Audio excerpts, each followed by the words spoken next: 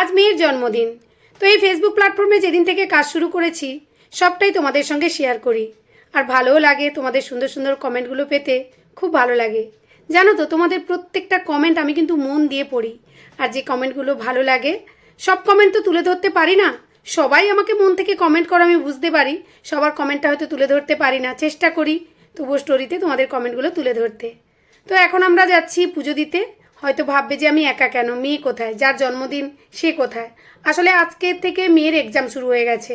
তো ছেলেকেও স্কুলে পাঠিয়ে দিয়েছি, মেয়েকেও স্কুলে পাঠিয়ে দিয়েছি। তারপরে এই যে কর্তাগিন্নি দুজন যাচ্ছি মন্দিরে। তো আজকে একটা খুব সুন্দর মন্দিরে যাব। আমার অনেক দিনের ইচ্ছে ছিল ওই মন্দিরে যাওয়ার, আমাদের হলদিয়াতে দাড়িবেড়িয়ায় মা কালীর মন্দিরে।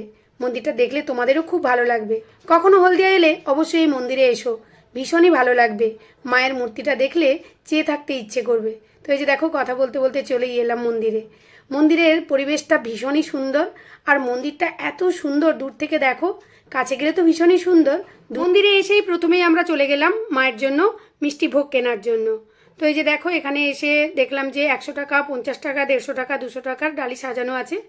তো দোকান দাদা আমার হাতে গঙ্গা জল দিয়ে দিল। তারপর আমি প্রসাদের ডালিটা নিয়ে নিলাম।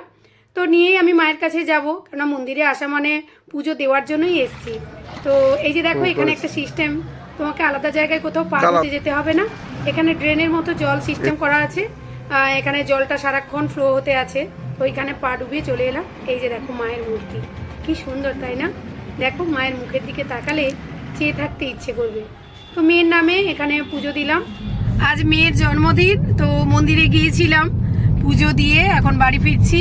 যদিও রাস্তায় অনেক কাজ আছে, কারণ কালকে সরস্বতী পুজো, পুজোর কিছু বাজার করতে বাকি আছে। তো একবারে বাজার করে তারপর বাড়িতে ঢুকবো।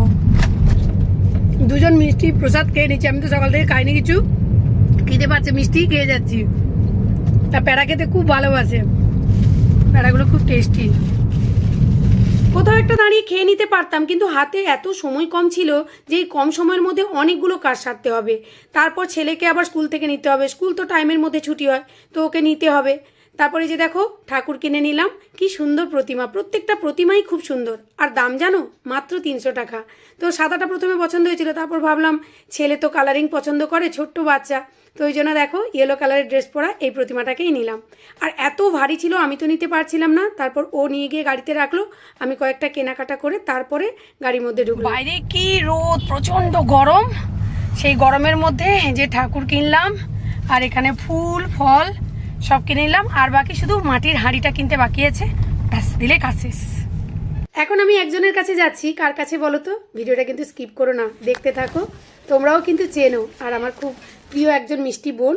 তো এই যে তার বাড়িতে চলে এলাম, তার কাছে কিছু জিনিস নেওয়ার ছিল। আর সঙ্গে কলাপাতা। তো এবারে বুঝতে পারছো আমাদের মোনা।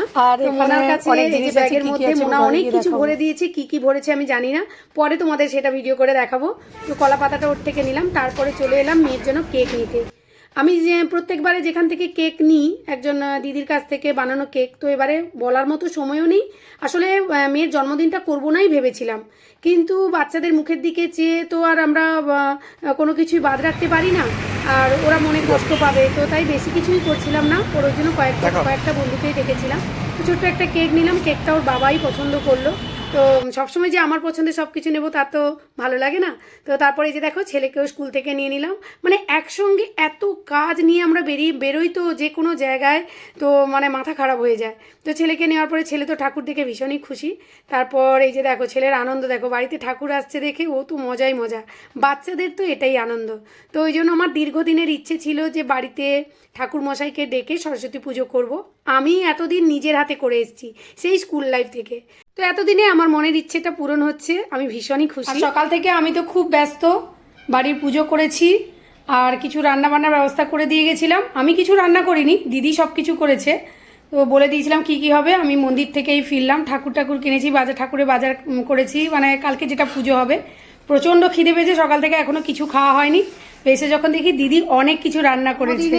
এবছর আমিও কিছু করতে পারলাম না, তার আন্টি সব রান্না করেছে। ছেলের বেলাও তার আন্টি করেছে।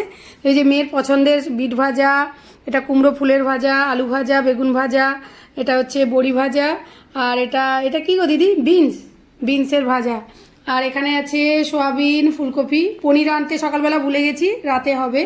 আর এখানে চাটনি, এখানে হচ্ছে এটা কি পালং শাকের ঘন্ট, পালং শাক ফুলকপি বড়ি দিয়ে রান্না করেছে, এই যে দিদি সব রান্না করেছে।